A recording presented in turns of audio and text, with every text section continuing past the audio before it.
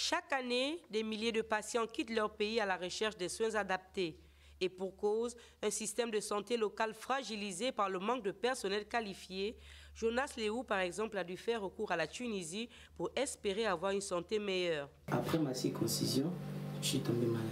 Ça a commencé comme, on m'avait versé de l'eau chaude au corps. Donc ça m'a brûlé tout le corps et ça a attaqué les yeux. Jusqu'à ce que l'œil s'est fermé complètement.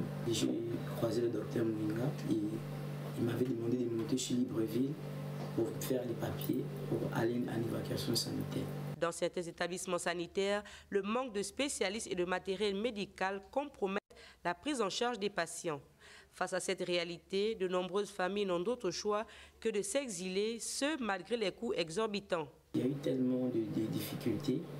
D'abord, pour avoir le passeport, c'était vraiment compliqué. On m'avait demandé de faire le NIP et on m'avait demandé d'établir la Tangès. Maintenant, pour établir la Tangès, c'était très pénible pour moi. C'était tellement compliqué. Parce que le problème qui envoie les gens à l'étranger, ce sont nos plateaux techniques. Nous n'avons pas de plateaux techniques.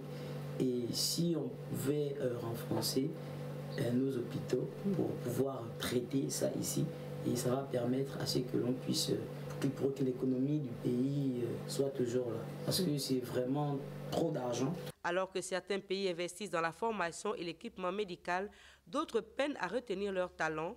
Améliorer la qualité des soins est désormais une priorité pour stopper cet exode médical.